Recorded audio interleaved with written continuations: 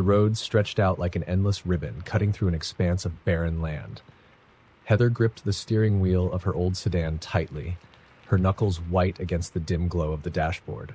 The GPS had lost signal hours ago, leaving her at the mercy of the two-lane highway that wove deeper into the desolate wilderness. Her gas gauge hovered ominously close to empty, and the sun had long since disappeared behind the horizon, leaving her in total darkness. She hadn't planned to be driving this late, but a wrong turn on her way to visit her sister had brought her here. The occasional sign had promised a small town called Havenwood just a few miles ahead, but so far there had been nothing but open plains and the skeletal remains of dead trees clawing at the night sky. When her headlights illuminated a wooden sign reading, "Welcome to Havenwood," relief washed over her. But as she drove into the town, that relief curdled into unease. The place was eerily quiet. No lights glowed from the windows of the dilapidated houses that lined the main street.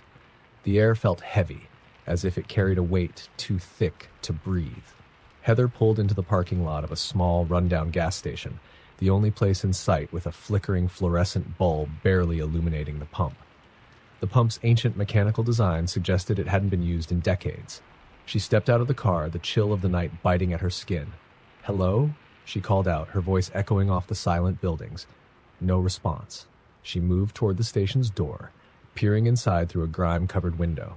The interior was cluttered with dusty shelves and long-expired products. A bell jingled as she pushed the door open, and a sour smell wafted out to meet her. Behind the counter sat an old man with a weathered face, his eyes pale and cloudy, his head tilted slightly as though he were listening to a sound only he could hear. Heather approached cautiously. "Excuse me," she said. "My car's almost out of gas. Is the pump working?" The old man's eyes flicked toward her, a slow smile creeping across his face. "Haven't had a customer in a long time," he rasped. "Pump works fine, but you might want to be on your way before it gets too late." "It's already late," Heather said, forcing a laugh. His smile faded, replaced by an expression of something akin to pity. "You don't want to linger here. Fill up and keep driving. Don't stop until you're far from Havenwood." The warning sent a shiver up her spine. She nodded and left, dismissing his words as the ramblings of an eccentric old man. She filled her tank quickly, casting nervous glances over her shoulder at the darkened town. The oppressive silence seemed to press closer, the shadows in the distance appearing to shift when she wasn't looking. Heather got back into her car and turned the ignition. The engine roared to life, and she pulled onto the road, eager to leave Havenwood behind. But the moment she crossed the town's limits, her car sputtered and jerked violently. "No, no, no," she muttered, slamming her palm against the wheel as the car rolled to a stop. She tried the ignition again, but the engine refused to turn over. She sat there for a moment, weighing her options. The road ahead was nothing but darkness, and the thought of walking back to the gas station made her stomach churn. But sitting in the car didn't feel safe either. Her phone was useless without service, so she grabbed a flashlight from the glove compartment and stepped out into the cold night. The silence was suffocating, broken only by the crunch of gravel under her boots as she walked. A low rustling sound caught her attention, and she froze. The beam of her flashlight danced over the roadside, revealing nothing but overgrown weeds and cracked asphalt. "Hello?" she called, her voice trembling. No answer. She quickened her pace, the feeling of being watched crawling up her back like 1,000 tiny spiders. She hadn't gone far when the sound came again, louder this time. It was a wet, shuffling noise, accompanied by the faintest whisper of something dragging. Heather turned her flashlight toward the source, the beam landing on a figure crouched in the ditch. Her breath hitched. It was human-shaped, but wrong. Its limbs were too long, its movements jerky and unnatural. The creature snapped its head toward her, its eyes glowing faintly in the dark. A guttural sound escaped its throat, something between a growl and a moan. Heather took a step back, her heart hammering in her chest. Then it stood up. Heather bolted, her legs pumping as adrenaline surged through her. She didn't dare look back, but the heavy, uneven thud of footsteps behind her told her it was following. She reached her car and dove inside, slamming the door shut and locking it. Her hands fumbled with the keys, but the ignition refused to cooperate. The creature reached the car, its face pressed against the driver's side window. Its skin was pale and stretched taut over its skull, its teeth bared in a grotesque grin. Heather screamed as it slammed a clawed hand against the glass. the impact spiderwebbing the window. She scrambled into the back seat, searching for anything she could use as a weapon. Her fingers closed around the tire iron she kept under the seat just as the creature shattered the glass. It reached for her, its gnarled fingers grasping at the air. Heather swung the tire iron with all her strength, the metal connecting with a sickening crunch. The creature howled and reeled back, giving her just enough time to leap from the car and run. She didn't stop until she saw headlights approaching from the distance. Waving her arms frantically, she threw herself into the path of the oncoming vehicle. The truck screeched to a halt, and a burly man stepped out, his expression alarmed. "Are you okay?" he asked, taking in her disheveled appearance. Heather couldn't form words. She just pointed back toward her car, but when the man looked, there was nothing there. No creature, no shattered glass, just her car sitting silently in the middle of the road. I swear there was something," she stammered. The man shook his head. "Come on, let's get you out of here." Heather climbed into the truck, her body trembling. As they drove away, she glanced in the side mirror. The road behind them was empty, but for the briefest moment, she thought she saw a pair of glowing eyes staring after her. The moon hung low in the sky, casting an eerie silver glow over the sprawling forest. Olivia had taken the back roads to avoid traffic on her way home from her boyfriend's cabin. It was a route she rarely traveled, winding through miles of dense woods with no cell service and no sign of life. Her old car groaned as it navigated the uneven dirt road. The trees were so thick that they created a tunnel, their gnarled branches clawing at the sky like skeletal fingers. Olivia glanced at the clock on the dashboard. 2:13 a.m. A sense of unease crept over her, prickling the back of her neck. She had been driving for what felt like hours when she noticed the headlights of a vehicle behind her. The car had seemingly appeared out of nowhere, its high beams cutting through the darkness like knives. Olivia squinted into her rearview mirror, annoyed. "Turn off your brights," she muttered, but the driver didn't budge. Instead, the vehicle edged closer, its lights flooding her tiny sedan. She tapped her brakes, a signal for them to back off. The car slowed briefly, only to speed up again, tailgating her. Olivia's heart began to race. It wasn't just reckless driving, it felt intentional. Gripping the wheel tightly, she pressed the gas pedal, trying to put some distance between herself and the vehicle. But no matter how fast she went, the other car stayed on her tail, its beams unwavering. Then the headlights disappeared. Olivia glanced in the mirror, her brow furrowed. Had the car turned off? There was no side road, no way they could have vanished so quickly.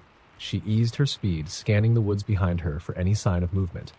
Suddenly, a loud thud echoed from the roof of her car as if something heavy had landed on it. She screamed, slamming the brakes. The car skidded to a halt, dust rising in the air. Heart pounding, Olivia sat frozen, staring at the windshield. Whatever was on her roof began to shift, its weight making the car creak. "Hello?" she called, her voice shaky. "Is someone there?" There was no reply, just the sound of something dragging across the metal roof. Summoning her courage, Olivia cracked the driver's window and peered outside. The forest was silent, save for the faint rustling of leaves in the wind. And then she saw it. A pale, elongated hand slid down the windshield, its bony fingers tapping against the glass. Olivia's blood ran cold. The hand didn't belong to anything human. Its skin was translucent, revealing dark veins beneath the surface, and its nails were jagged and blackened. The tapping grew louder, more frantic, as if it were trying to get inside. Olivia threw the car into drive, her tires kicking up gravel as she sped down the road. The thing on her roof clung tightly, its limbs visible through the windshield as it scrambled to stay on. She swerved wildly, hoping to dislodge it, but it wouldn't budge. Finally, she spotted a clearing up ahead where the road widened. She veered into it, slamming the brakes once more. The force sent the creature flying forward, landing in a heap on the ground. For a moment, everything was still. Olivia's breath came in ragged gasps as she stared at the thing lying motionless in her headlights. It was humanoid but grotesque, its limbs unnaturally long and its face a twisted mockery of a human visage. Its eyes were hollow pits and its mouth stretched into a grotesque smile, filled with jagged teeth. She didn't wait to see if it would move again. Throwing the car into reverse, she backed away from the clearing and sped down the road, her foot pressing the gas pedal to the floor. But the forest didn't let her go so easily. As she drove, The trees seemed to close in tighter, their branches reaching out like hands. Shadows flickered at the edge of her vision, darting between the trees. She kept glancing in the rearview mirror, half expecting to see the creature chasing her. Then she saw it. It was running on all fours, its twisted limbs moving unnaturally fast, its hollow eyes locked onto her as its grin widened impossibly, revealing rows of jagged teeth. "No!" Olivia screamed, tears streaming down her face. The creature leapt, slamming into the trunk of her car with enough force to send it skidding. Olivia struggled to control the wheel, the vehicle fishtailing wildly. The creature clung to the back, its claws scraping against the metal as it tried to tear its way inside. She spotted a bridge up ahead, its narrow span crossing a deep ravine. An idea struck her, a desperate, dangerous idea. Holding her breath, she floored the accelerator, aiming for the center of the bridge. As she reached the midpoint, she yanked the wheel hard to the left. The car spun, the tires screeching, and the creature lost its grip. It flew off the side of the bridge, its hollow scream echoing through the ravine as it disappeared into the darkness below. The car screeched to a stop, teetering dangerously close to the edge. Olivia sat trembling, her knuckles white as she gripped the wheel. She didn't dare look back. Putting the car in gear, she sped away, not stopping until she reached the first signs of civilization, an all-night diner with a flickering neon sign. As she stumbled inside, the patrons turned to stare at her disheveled appearance. She tried to explain, but the words wouldn't come. A grizzled old man at the counter eyed her with a grim expression. "You took the Old Forest Road, didn't you?" Olivia nodded, her lips trembling. He shook his head. "You're lucky to be alive. Folks around here know better than to drive through there after dark. Things live in those woods. Things that don't like being disturbed." Olivia never drove through the forest again. But sometimes, late at night, she swore she could hear the faint sound of claws scraping against metal and a hollow, inhuman laugh echoing in the distance. The wind howled through the empty valley as Jacob trudged along the gravel road, his flashlight cutting a thin beam through the thickening mist. His truck had broken down miles back, leaving him stranded in the middle of nowhere. No cell service, no nearby towns, and no other cars in sight, just endless trees and a silence so profound it seemed to absorb the sound of his footsteps. Jacob was no stranger to solitude, but tonight felt different.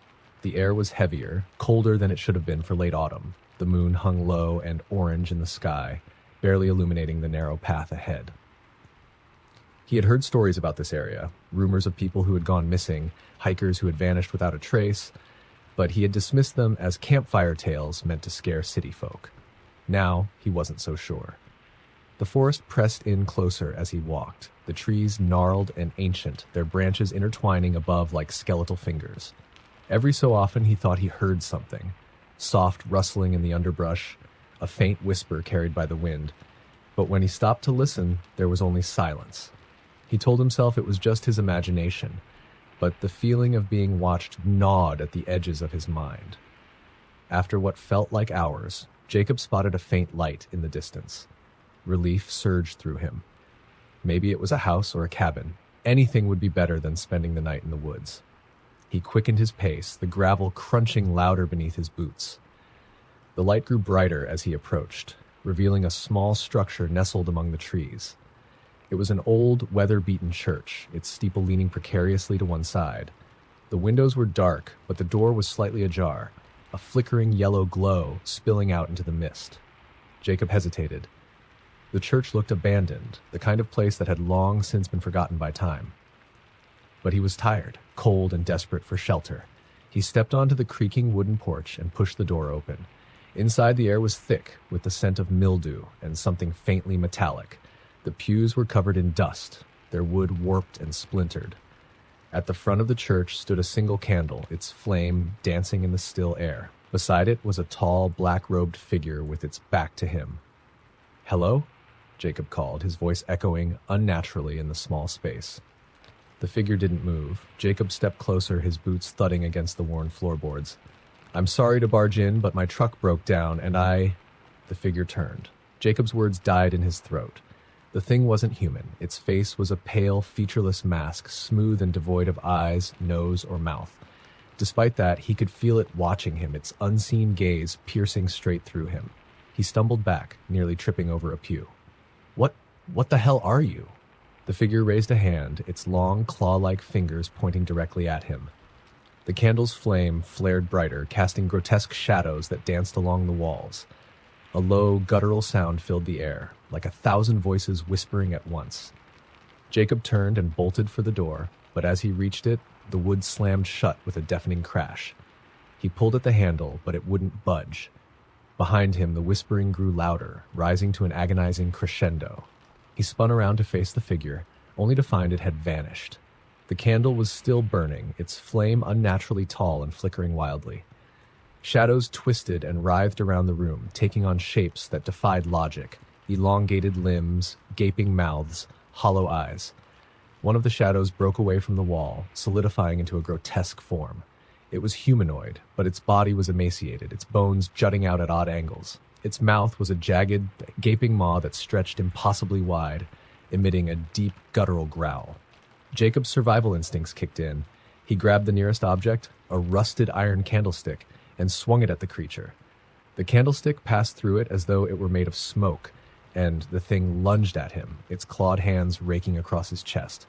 He screamed as pain seared through him, warm blood soaking his shirt. Jacob stumbled back, tripping over a pew and crashing to the floor. The creature loomed over him, its hollow eyes staring into his soul. "Please," he gasped, tears streaming down his face. "I didn't mean to."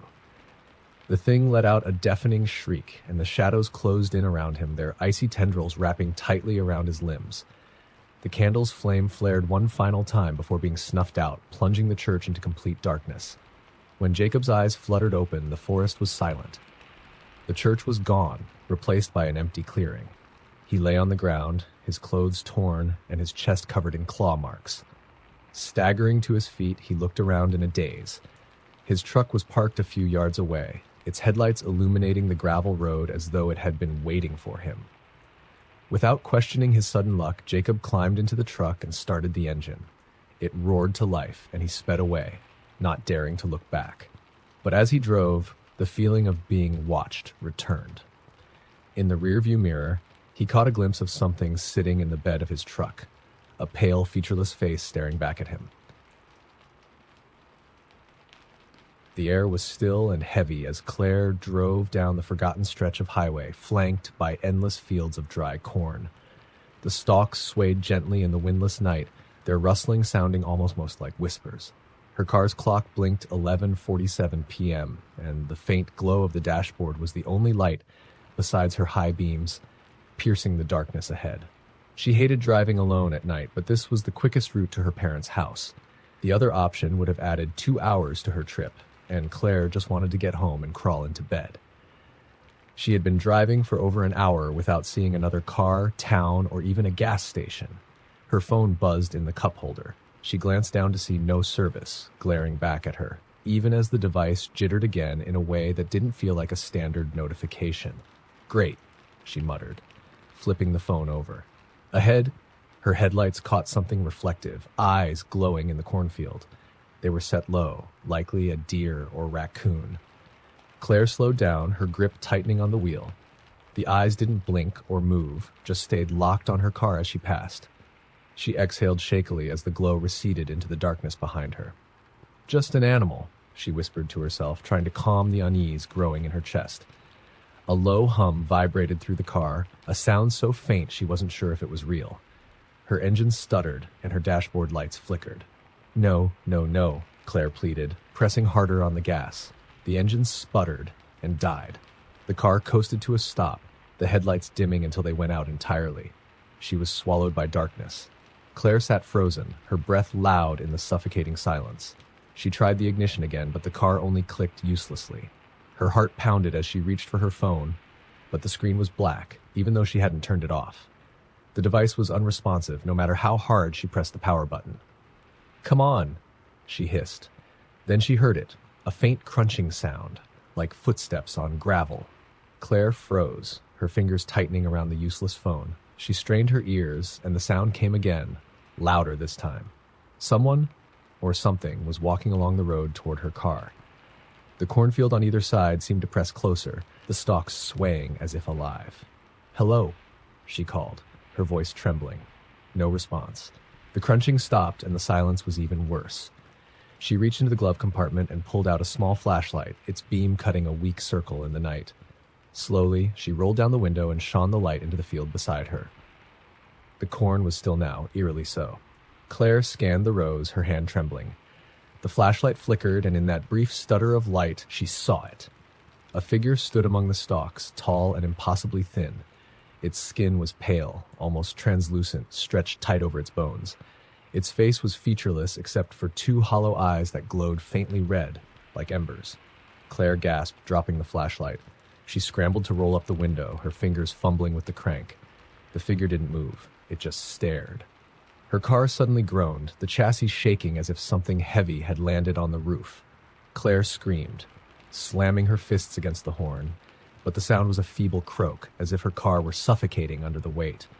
A slow, deliberate tapping started on the roof, tap, tap, tap, sending chills down her spine. "Leave me alone," she screamed, her voice cracking. The tapping stopped, and for a moment everything was silent. Then, a soft whispering filled the air, an unintelligible chorus of voices that seemed to come from everywhere at once. Claire covered her ears, tears streaming down her face. "Stop it! Just stop!" The whispers grew louder, rising to a deafening crescendo, and then, as suddenly as it had started, it stopped. Claire dared to look up. Her car was still, the oppressive weight gone. She glanced around, but the figure in the cornfield was nowhere to be seen. Her headlights flickered back on, dim at first but growing stronger. The engine roared to life on its own, and the dashboard lit up. Without hesitation, Claire slammed the car into gear and sped down the road, her hands trembling on the wheel. She didn't look back. It wasn't until she reached the first gas station miles away that she dared to stop. The fluorescent lights of the station felt like a sanctuary. As she stepped out of the car, she noticed something on the roof. A series of deep, jagged scratches carved into the metal. And on the hood, written in a language she couldn't understand, was a single word burned into the paint. It glowed faintly, as if alive, and when she touched it, her skin prickled with an icy chill. She never drove that road again, but every now and then she'd find herself waking up in the middle of the night to the sound of tapping. Always 3 slow, deliberate taps. Tap, tap, tap. The dense fog swallowed the headlights of Aaron's car as he crawled down the winding back road. He had taken a wrong turn hours ago, and the GPS had lost signal. The map app froze on a blank screen, leaving him at the mercy of the unfamiliar terrain. His phone showed 3% battery, and there wasn't a house or streetlight in sight. The radio crackled, struggling to find a station before going silent. Aaron turned it off with a sigh. The forest on either side of the road seemed endless, the trees tall and unnaturally close together, their branches twisted like skeletal arms reaching out to snag him. He told himself to focus. He'd come across a town or a gas station eventually. People didn't just vanish on roads like this, right? A shadow darted across the road ahead, and Aaron slammed on the brakes, the car skidding slightly on the wet pavement. Heart pounding, he gripped the wheel and scanned the road. Whatever it was, it had moved too fast to be a deer or any animal he could think of. The engine sputtered and the car stalled. "Great," Aaron muttered, turning the key to restart it. The car whined but refused to turn over. The shadow was still there, lingering just beyond the reach of his headlights. He squinted, trying to make out its shape. It wasn't moving now, but it seemed wrong. It wasn't an animal or even a person. It was too tall, too angular, like something stretched unnaturally thin. He fumbled for his flashlight in the glove compartment. When he looked up again, the shadow was gone. Aaron's pulse quickened. He considered staying in the car, but a mix of curiosity and desperation got the better of him. Grabbing the flashlight, he stepped out, the cold air biting his skin. The forest was eerily silent. No insects, no rustling leaves, nothing. Even his breathing felt muted. "Hello?" he called, his voice sounding small and insignificant. No response. He shone the flashlight toward the spot where he had seen the shadow. The beam cut through the fog, landing on the edge of the trees. For a moment, he thought he saw movement deeper in the woods, something retreating just out of reach. Aaron shook his head. "You're imagining things," he muttered, turning back to the car. But the car wasn't there. He froze. staring at the empty stretch of road where his car had been parked seconds ago. His breath quickened as he looked around, the flashlight trembling in his hand. The fog seemed thicker now, pressing in on him like a living thing. "Okay, this isn't funny," he shouted, his voice cracking. From somewhere in the woods came a sound, low and guttural, like a growl but deeper. It vibrated through his chest, sending chills down his spine. Aaron turned toward the sound, the flashlight beam shaking as he aimed it into the trees. 2 pinpricks of light reflected back at him. Eyes. They were too high off the ground to belong to any animal he could name, and they didn't blink. They just stared, unblinking and malevolent. He took a step back, his legs trembling. The growl came again, closer this time. The eyes moved forward, and a shape began to emerge from the fog. It was humanoid but impossibly tall, its limbs long and twisted. Its skin was a mottled gray, stretched taut over a gaunt frame. Where a face should have been, there was only a gaping hole, a void that seemed to swallow the light. Aaron stumbled backward, tripping over his own feet and landing hard on the asphalt. The thing moved with unnatural speed, closing the distance between them in seconds. Aaron scrambled to his feet, adrenaline surging as he bolted down the road. His flashlight flickered and died, leaving him in near total darkness. He could hear it behind him, its long limbs scraping against the pavement as it pursued him. The sound grew louder, and he dared a glance over his shoulder. It was there, almost close enough to touch. Aaron screamed, pushing his legs to move faster, but his muscles burned, and his lungs felt like they would burst. The fog seemed to thicken with every step, making it harder to see, harder to breathe. Up ahead, a faint light appeared, a flickering orange glow. A house? A fire? He didn't care. He ran toward it, his only thought to get away from whatever was chasing him. The glow grew brighter, and he realized it wasn't a house or a fire. It was a lantern hanging from the hand of an old man standing in the middle of the road. Aaron gasped, stumbling toward him. The man didn't move, didn't even flinch.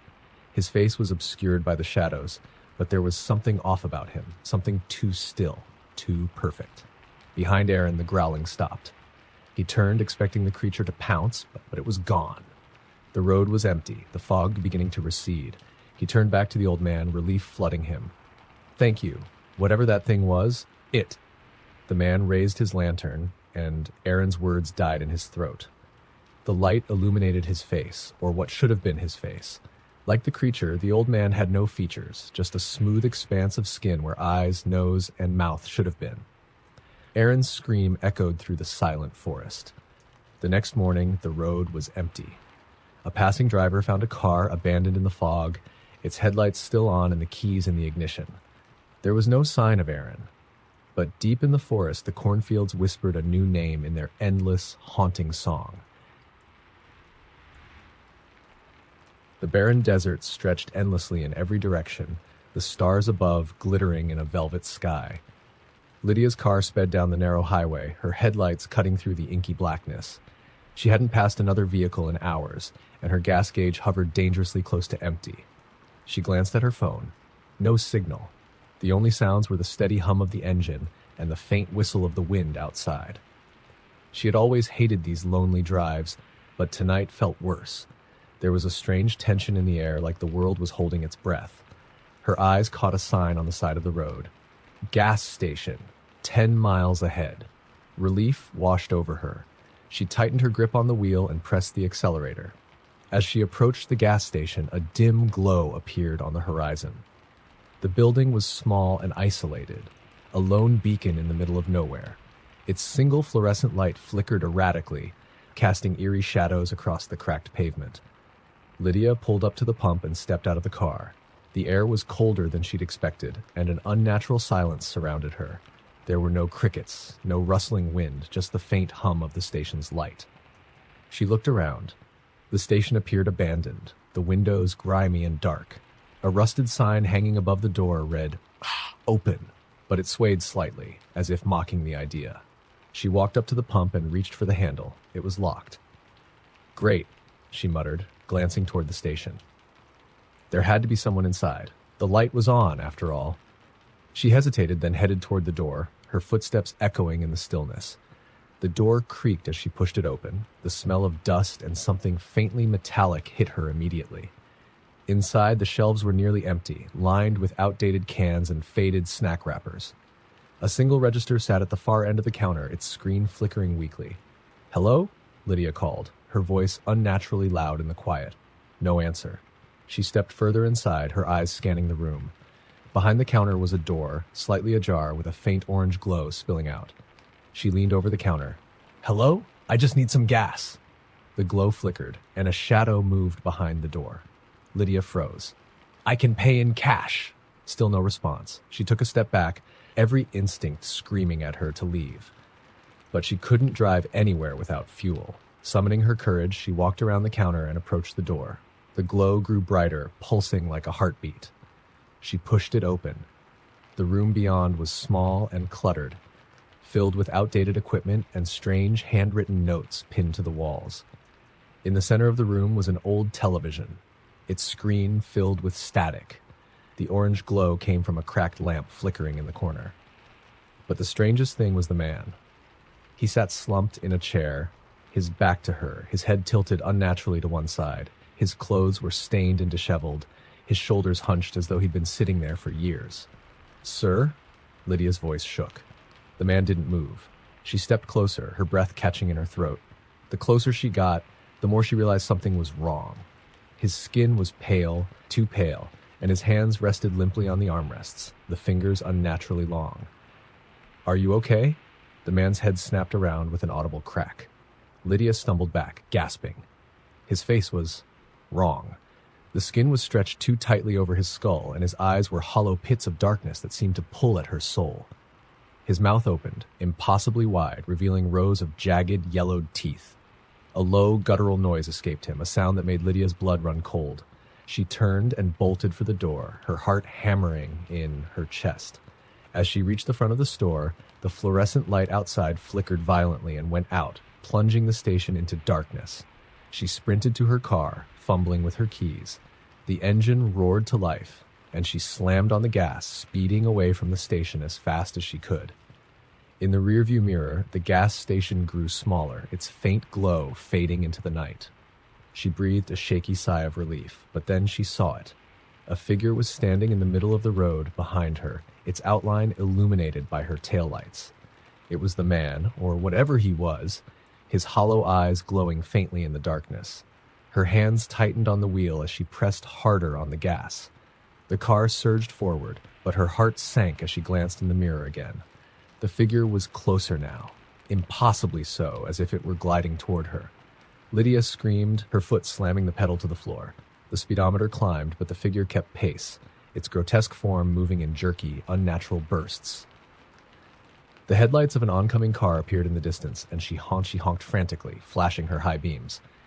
As the other car approached, the figure vanished. The driver of the oncoming car slowed down, rolling down his window as they passed. "Are you okay?" the man called, his face filled with concern. Lydia nodded shakily, unable to form words. She kept driving, her knuckles white on the wheel.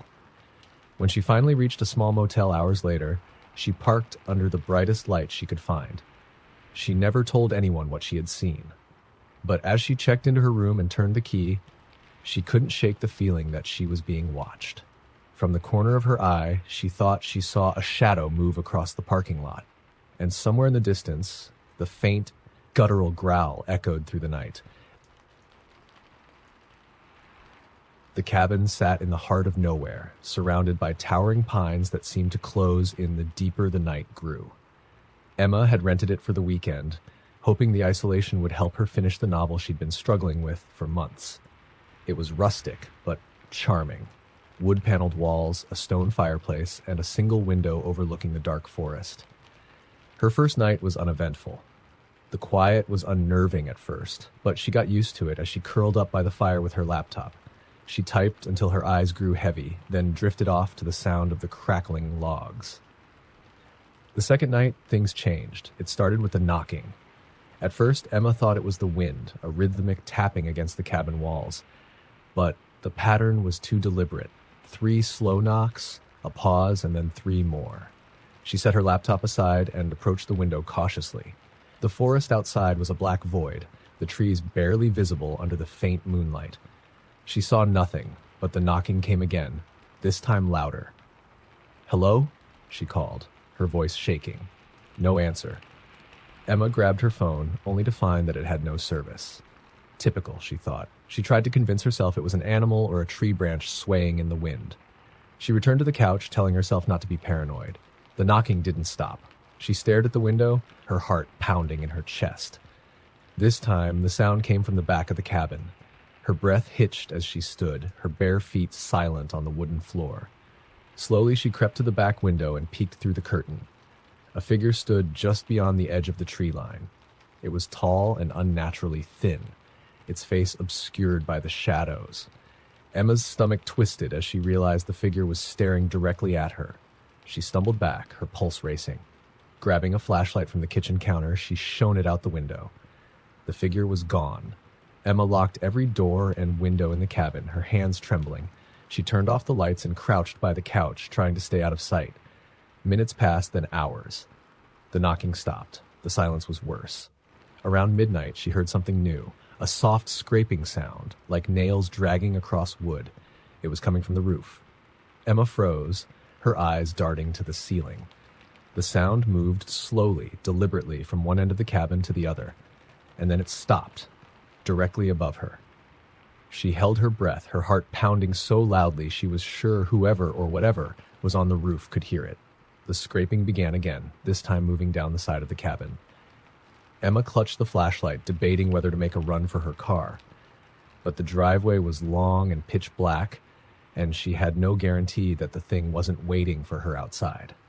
A soft whisper broke the silence. It wasn't coming from outside. Emma's blood turned to ice as she realized the whispering was coming from inside the cabin. She spun around, the flashlight beam shaking as she swept it across the room. The cabin was empty. "Who's there?" she demanded, her voice trembling.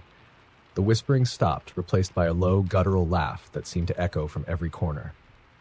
Emma bolted for the door, throwing it open and running into the night. The cold air stung her skin as she sprinted toward her car. She fumbled with the keys, her hands shaking too much to get them into the lock. Behind her, she heard footsteps, slow, deliberate, and getting closer. Finally, the key turned. She threw herself into the driver's seat and locked the doors. Her headlights illuminated the cabin as she started the engine. The figure was standing in the doorway, its head tilted at an unnatural angle. Its eyes glowed faintly in the darkness, and its mouth twisted into a grotesque smile. Emma floored the gas pedal, gravel spraying as she sped down the dirt road. She didn't look back, didn't stop until she reached the nearest town. She never returned to the cabin. Months later, she received an email from the rental agency, apologizing for the state of the property. They claimed the last tenants had left it in disrepair. Attached were photos of the cabin. The walls were covered in deep scratches, and the words, "Come back," were scrawled in red across the living room ceiling. Emma deleted the email and moved to a city with bright lights and lots of people. But every now and then she wakes in the middle of the night to the sound of knocking. 3 slow knocks. Always 3. The small village of Black Hollow sat at the edge of a forest so ancient that locals called it the Everdark Woods. People avoided it, speaking in hushed tones of strange disappearances and unnatural sounds that seemed to come from its depths. Evelyn didn't believe in the superstitions. She was a journalist, driven by facts, not folklore. That's why she was here. The story of a missing hiker, a man named Darren Fields, had sparked interest in her editor. Darren's disappearance was just the latest in a long line of strange occurrences linked to the Everdark Woods.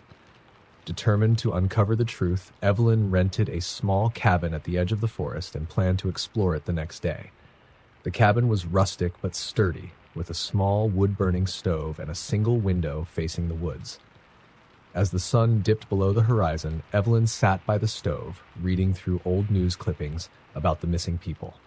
The stories were unsettling, full of vague descriptions of shadowy figures and whispers in the trees. As night fell, an unnatural stillness settled over the cabin. No crickets chirped, no wind rustled the leaves. Evelyn dismissed it as her imagination and went to bed early, hoping for an early start the next morning. She was awoken by a sound just after midnight, a faint scratching at the window. Her heart skipped a beat.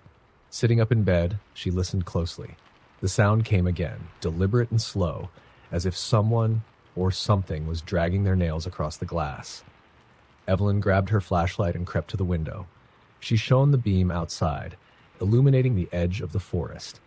There was nothing there, just the swaying of the trees in the faint moonlight. She was about to turn away when she saw it. A figure stood at the edge of the woods, just beyond the reach of her flashlight. Its silhouette was tall and thin, its arms too long to be human. It didn't move, but seemed to watch her with an intensity that made her skin crawl. Evelyn stepped back from the window, her breath quickening. She closed the curtains and locked the door, telling herself it was just a trick of the shadows. But deep down, she knew better. The scratching began again, louder this time, accompanied by a faint whispering that seemed to come from the walls themselves. She covered her ears, trying to block out the sound, but the whispers grew louder, forming words she couldn't understand. Suddenly, the cabin grew cold, and the light from her flashlight flickered. The whispers stopped, replaced by a single, chilling voice. "Come outside, Evelyn." Her name, spoken in a rasp that sounded like dry leaves scraping against stone, froze her in place. She bolted for the door, determined to leave the cabin and drive back to town. But when she opened the door, the forest was there. The dirt path that had led to the cabin was gone, replaced by dense, towering trees. The air was thick with the smell of damp earth and decay. She turned back, but the cabin had vanished. Panic gripped her as she stumbled through the woods, the flashlight's beam cutting through the darkness. The trees seemed to close in around her, their branches clawing at her clothes. A low, guttural growl echoed through the forest. Evelyn froze, shining the flashlight in every direction. Shadows danced between the trees, moving too fast to be human. "Who's there?" she shouted, her voice trembling. The growl came again, closer this time, followed by the sound of heavy footsteps crunching through the underbrush. She ran, her breath ragged and her heart pounding. The footsteps followed, steady and deliberate, always just behind her. She tripped on a root and fell, the flashlight tumbling from her hand. Its beam landed on a tree trunk, illuminating something carved into the bark. Her eyes are open. The words made no sense, but the sight of them filled her with dread. She grabbed the flashlight and scrambled to her feet, her pulse hammering in her ears. Ahead, she saw a faint light, warm and golden, like a lantern. Desperate for safety, she ran toward it, her legs burning with effort. She burst into a small clearing, the light coming from a wooden structure that looked like an ancient chapel. Its windows glowed faintly, and the air around it was strangely still. Evelyn hesitated. The chapel looked safe, but something about it felt wrong. The footsteps stopped behind her. She turned, the flashlight beam revealing nothing but empty woods. But she could feel something watching her, its gaze heavy and suffocating. With no other choice, she ran into the chapel and slammed the door behind her. The interior was dimly lit by flickering candles, their flames casting eerie shadows on the walls. The pews were empty, but the altar held something that made her stomach churn. A mirror, cracked and smeared with dark stains, sat on the altar. Words were etched into its surface, backwards but readable in the flickering light. "Her eyes are yours." Evelyn backed away, her breath coming in short gasps. The door behind her creaked open, and she turned to see the figure from the woods. It stepped inside, its hollow eyes gleaming like embers. Its face was a twisted mask of malice, and its two long fingers reached toward her. The candles went out, plunging the chapel into darkness. Evelyn's scream echoed through the ever-dark woods, carried on the wind until it was swallowed by the trees. The next morning, the townsfolk found the chapel. Inside, they discovered Evelyn's flashlight and a cracked mirror on the altar. Her reflection was trapped within it, her eyes wide with terror. And deep in the forest, the trees whispered her name over and over again. The desolate stretch of highway cut through miles of barren farmland, empty except for a few skeletal trees swaying in the wind. Julia drove cautiously, her headlights slicing through the pitch-black night. She was heading to a friend's wedding in a neighboring town, her GPS directing her down this lonely, unfamiliar route. The road seemed endless, with no signs of civilization for miles. Julia glanced at the clock on her dashboard. Midnight. She sighed, reaching for her water bottle when her headlights caught a figure standing by the side of the road. It was a man, dressed in an old-fashioned suit, his face obscured by the brim of a wide hat. He stood perfectly still, his head slightly tilted as if watching her car approach. Startled, Julia slowed down, but didn't stop. Something about him felt wrong. His posture was too stiff, too unnatural, and his presence on this desolate road made no sense. As she passed, she kept her eyes on the rearview mirror. The man didn't move, but his head seemed to turn slightly, tracking her car as it sped away. A chill ran down her spine. She told herself it was nothing, just some eccentric local out for a late-night stroll. But when she glanced at her GPS again, the signal had dropped, and the screen froze. "Great," she muttered, tapping the device uselessly. She drove on, trying to ignore the growing unease gnawing at her stomach. 10 minutes later, she saw him again.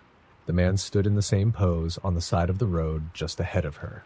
Julia's breath hitched, her hands gripping the wheel tightly. She knew she hadn't passed any turnoffs or cross streets. There was no way he could have gotten ahead of her. This time, she didn't slow down. She kept her foot steady on the accelerator, her heart hammering in her chest as she passed him. But as her car sped by, he turned his head sharply toward her, and she caught a glimpse of his face. It was pale and featureless, as if someone had stretched skin over a mannequin's head. Julia screamed, her foot slamming on the gas. Her car roared forward, the tires squealing against the asphalt. She glanced in the rearview mirror, but the man was gone. For a few moments, the road was silent except for the hum of her engine. She tried to steady her breathing, convincing herself it was just a trick of the light, her mind playing games in the isolation. Then the radio turned on. Static filled the car, sharp and deafening. Julia fumbled with the dial, trying to shut it off, but the static only grew louder. Beneath it, she could hear faint whispers, indistinct but urgent, like a chorus of voices overlapping. The static cut out abruptly, replaced by a single deep voice.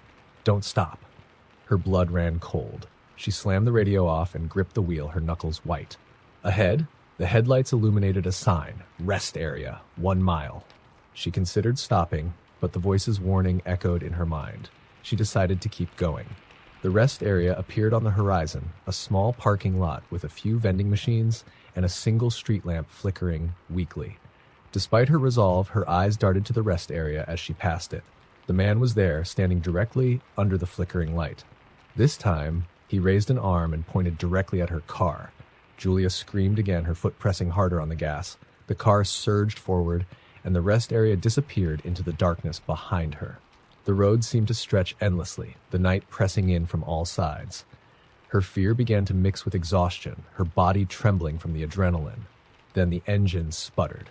"No, no," she muttered, her eyes darting to the dashboard. The fuel gauge was inexplicably empty, even though she'd filled up earlier that evening.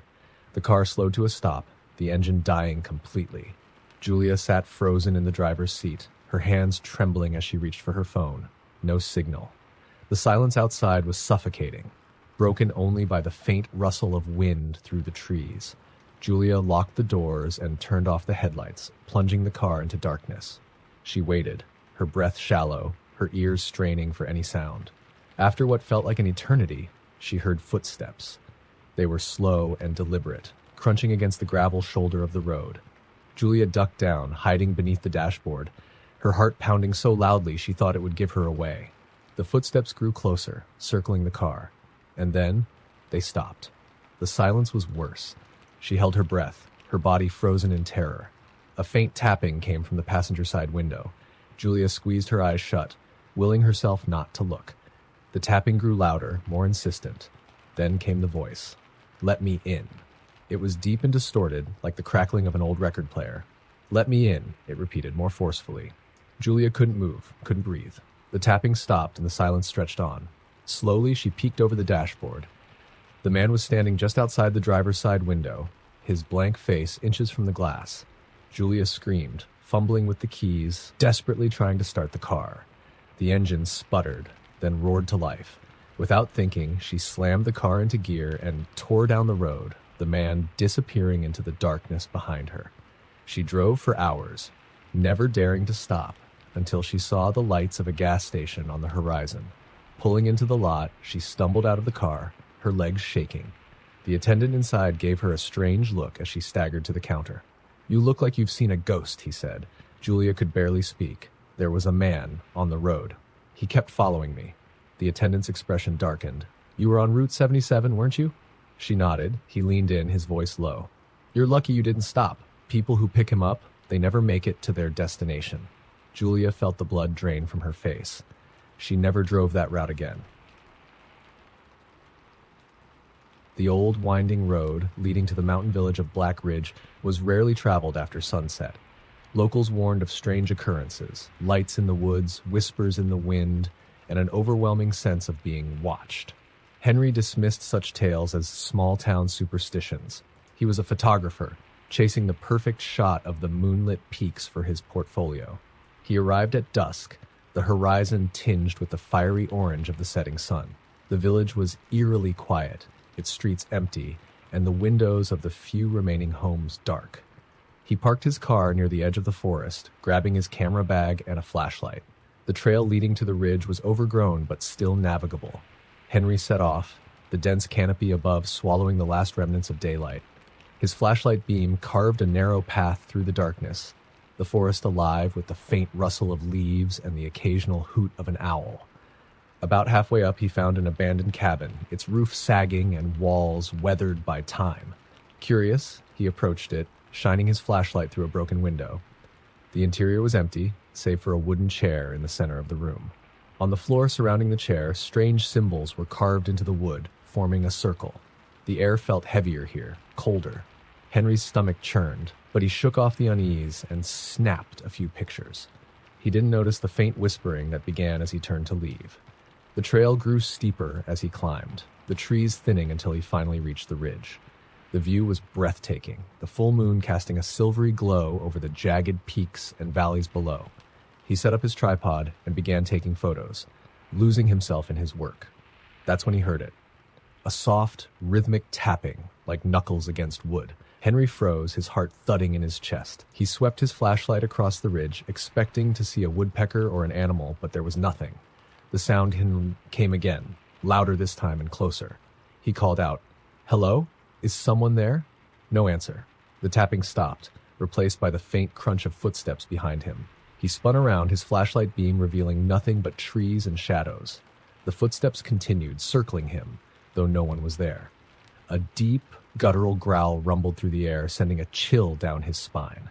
Henry grabbed his camera and started back down the trail, moving as quickly as he could without losing his footing.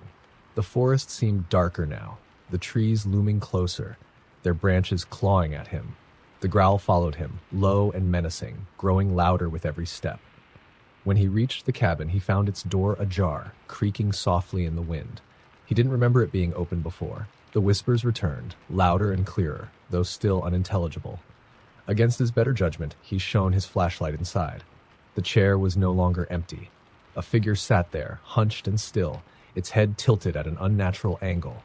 Its face was pale, its eyes sunken, and its mouth stretched into a grotesque smile. Henry stumbled back, his flashlight shaking in his hand. The figure didn't move, but the whispers turned into a chilling chant, echoing around him. He turned and ran, the forest around him a blur of shadows and noise. The whispers followed, growing louder, overlapping until they were deafening. When he finally reached his car, he fumbled with the keys, his hands trembling. He got in, locked the doors, and started the engine. The headlights illuminated the trail behind him. The figure stood at the edge of the forest, its grin impossibly wide. Henry sped away, not stopping until he reached his apartment in the city. He locked every door and window, but sleep didn't come easily. The next morning, he reviewed the photos on his camera. Most were of the ridge, the moonlit peaks starkly beautiful, but the last few made his blood run cold. They showed the cabin, taken from the inside, and in the center of each frame was the chair, empty but surrounded by shadows shaped like twisted, clawed hands. Henry packed his things and moved across the country within a week. But every now and then, late at night, he hears it again, the soft, rhythmic tapping,